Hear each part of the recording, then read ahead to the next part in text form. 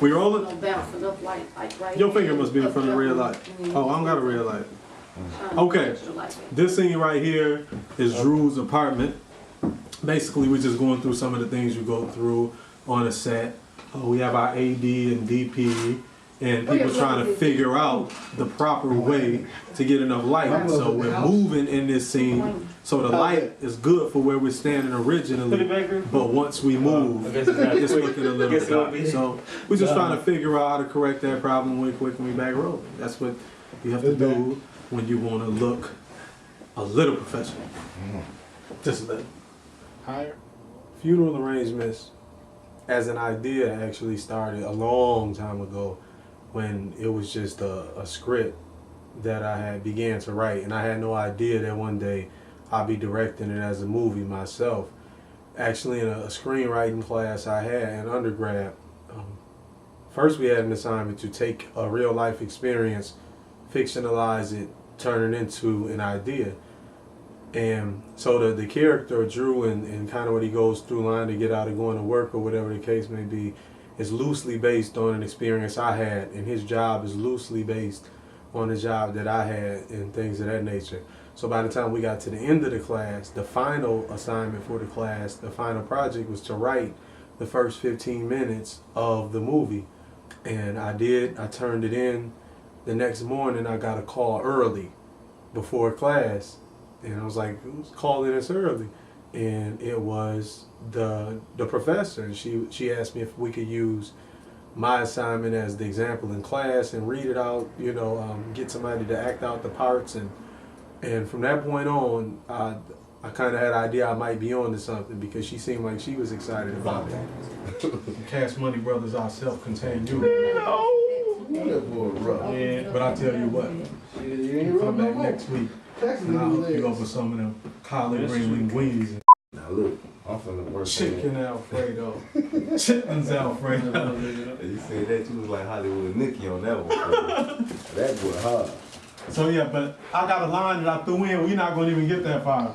We gonna cut from, cause I had a hat that I wanted to wear a hat in mine, but I had a hat yet. So I threw a scene in like, oh, I gotta go get my lucky hat. You know, it's like boom. So we cut to the car, I got the hat on, and I have to have it with me now. So it's like we don't go that far, we like be on the way and oh, you know, like I'm gonna get that, and he's just looking like here you go. So we cut from that real true. Just get the point we leaving, so we don't gotta go that far.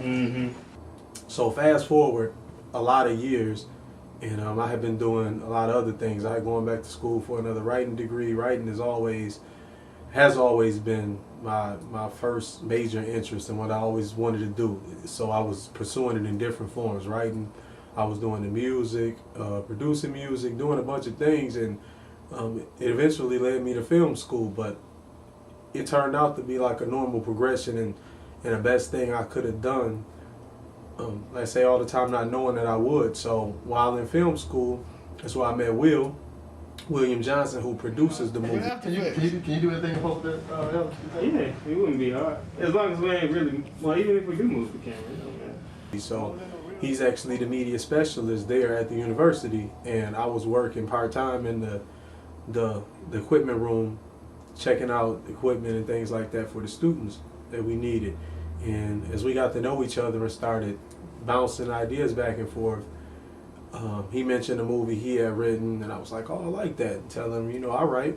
And the movie idea he was telling me about was, you know, obviously one where you'll need a much bigger budget. You'd have to have a Hollywood budget, you know. And I got to telling him, well, this is one I have. And then it went from us talking about this to, you know, man, that one could really be kind of done on a small budget, like we do some of our shorts or student films. And it went from that to, well, let's go ahead and do this one. Then it went to, let's go ahead and do this one this year. And it just kind of evolved from there. And we put it together.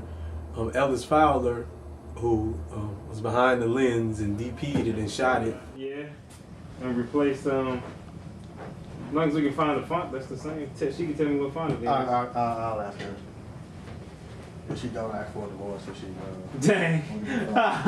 What font was that? I ain't gonna tell you. Alright, then. The voice paper. I seen the papers in the mail. That's the best stuff.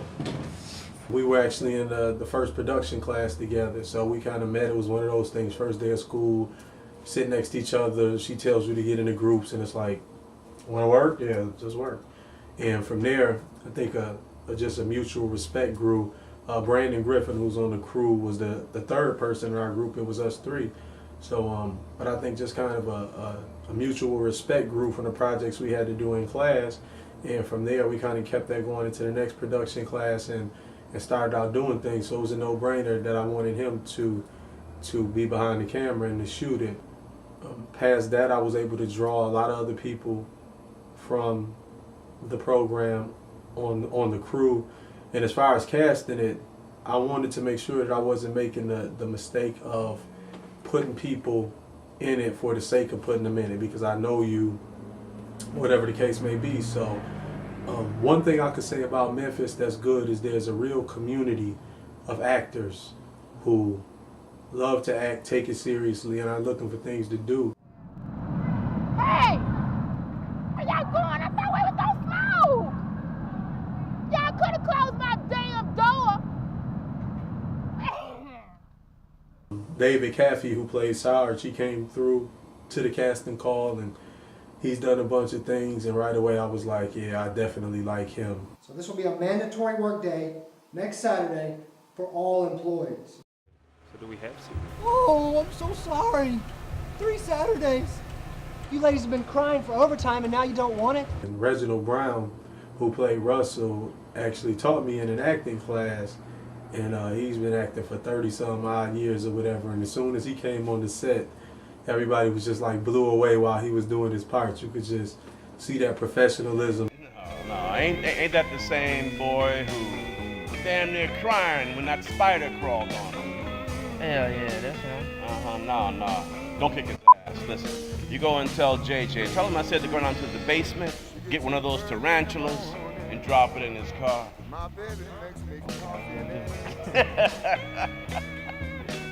And a lot of the other actors, I was able to use theater students.